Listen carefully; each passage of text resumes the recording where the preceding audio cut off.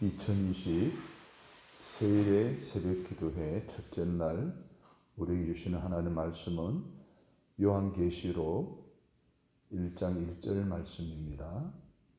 예수 그리스도의 계시라 이는 하나님이 그에게 주사 반드시 속히 일어날 일들을 그 종들에게 보이시려고 그의 천사를 그 종 요한에게 보내어 알게 하신 것이라.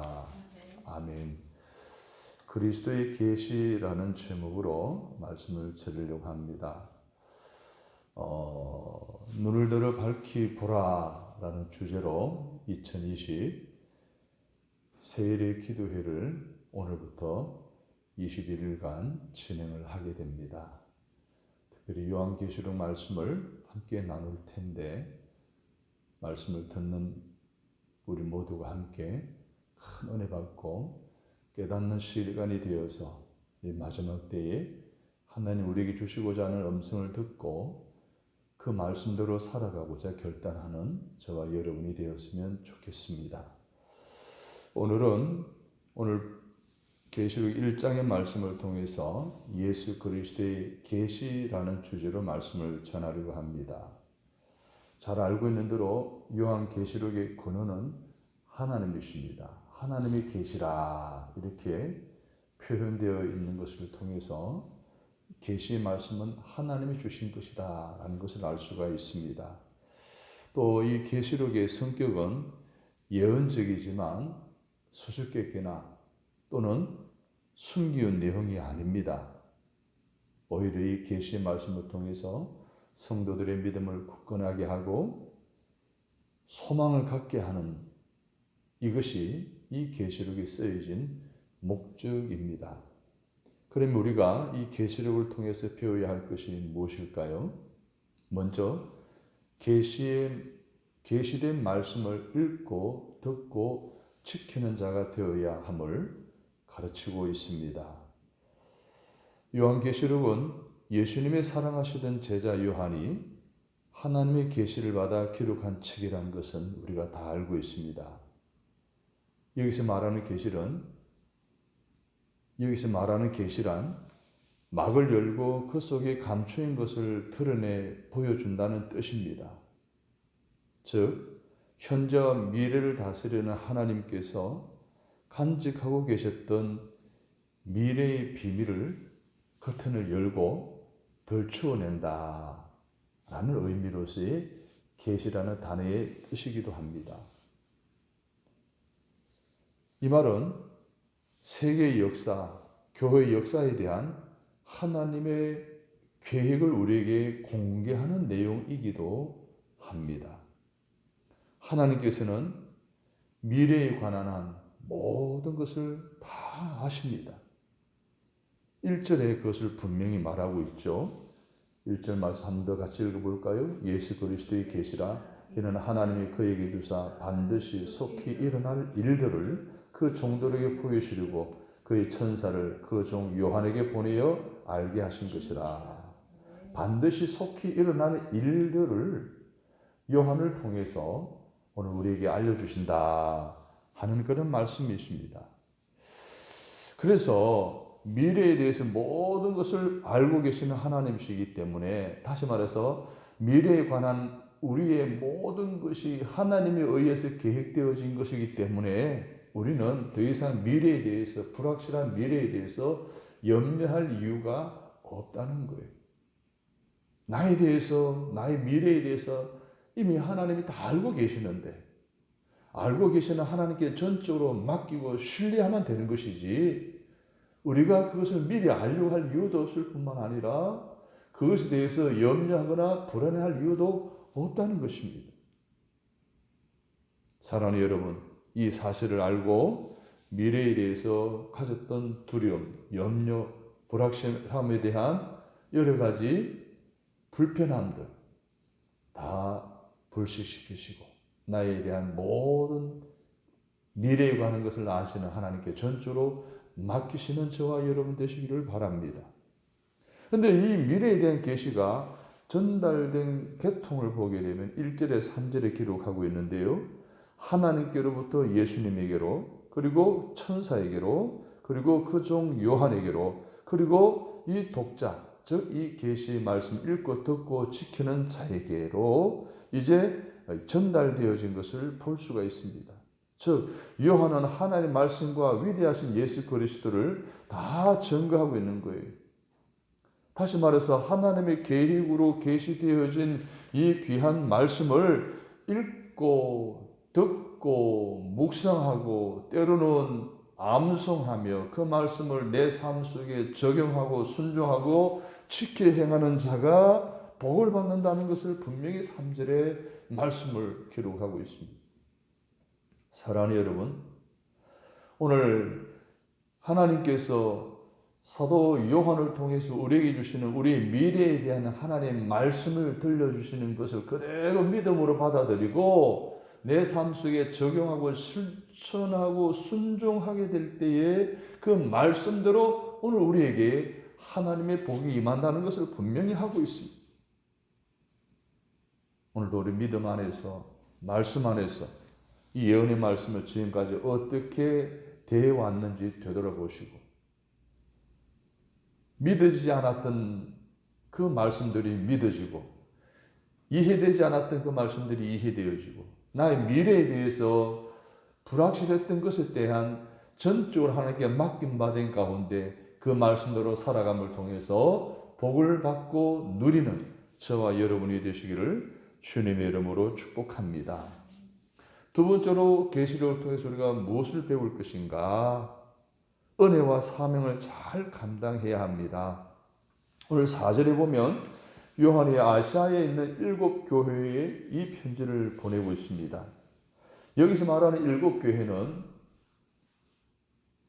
그냥 한 지역에 국한된 교회가 아니라 전 세계 모든 교회를 다 포함하고 있는 것입니다.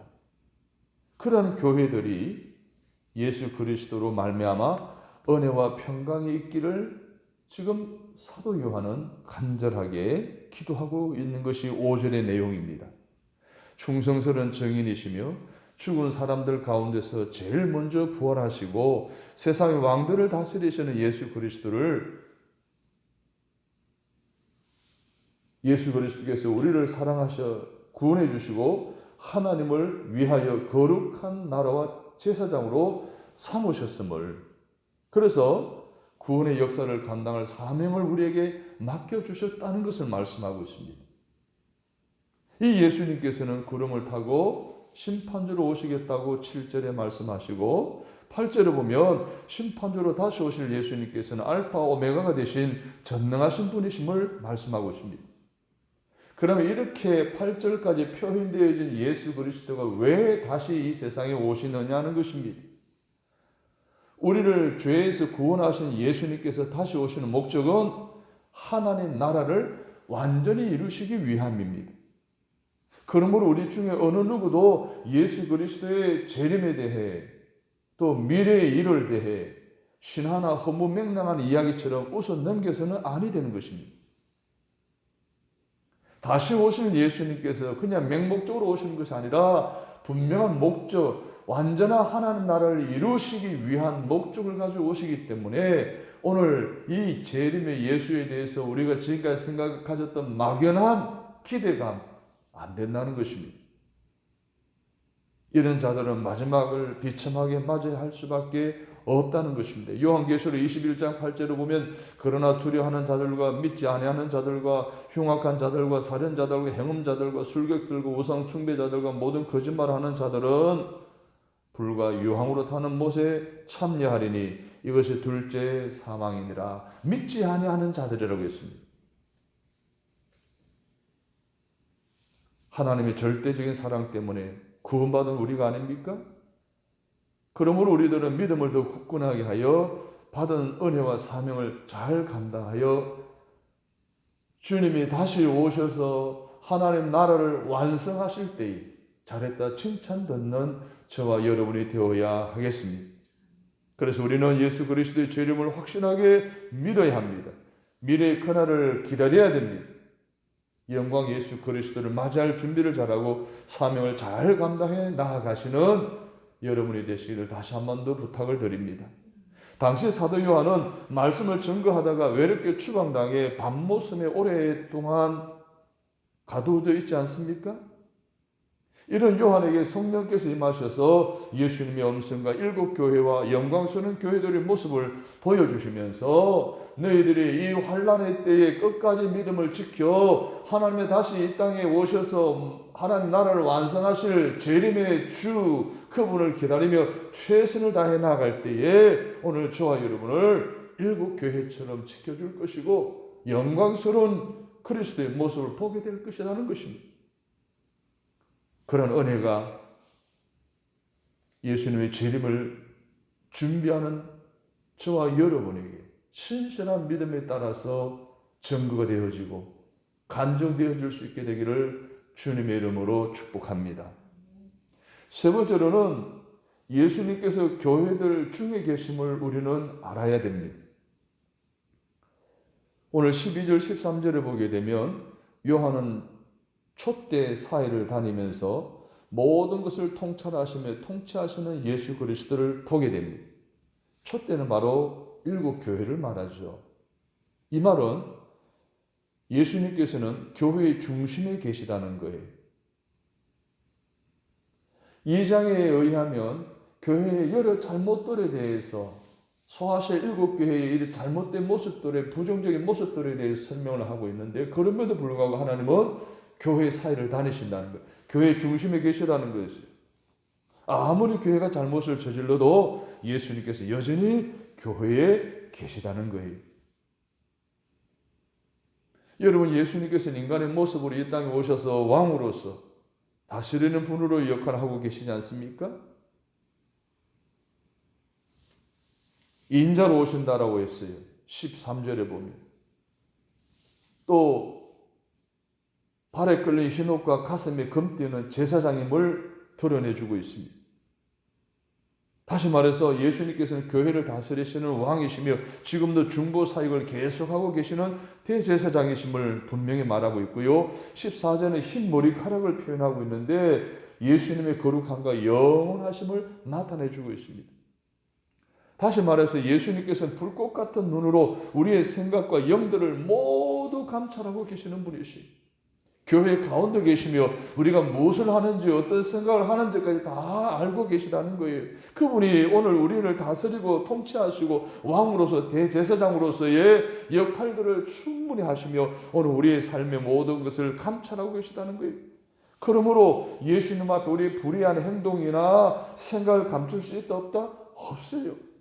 히브리서 4장 12절 13절에 보면 하나님의 말씀은 살았고 운동력이 있어 좌우의 날선 어떤 검보다도 예리하여 혼과 영과 및 관절과 골수를 찔러 쪼개기까지 하며 또 마음의 생각과 뜻을 감찰하나니 지으신 것이 하나라도 그 앞에 나타나지 않음이 없고 오직 만물이 우리를 상관하시는 자의 눈앞에 벌거벗은 것 같이 드러나느니라.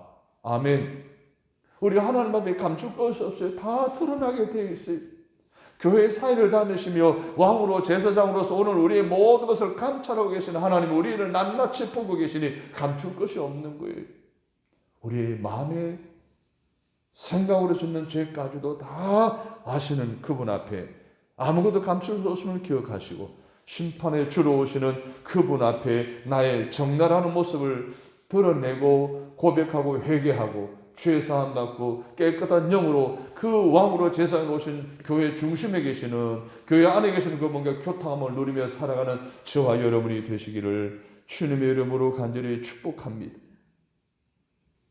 오늘 요한의 17절에 보면 영광스러운 예수님의 모습을 보고 그 발 앞에 엎드려 죽은 자같이 되었음을 표현하고 있습니다.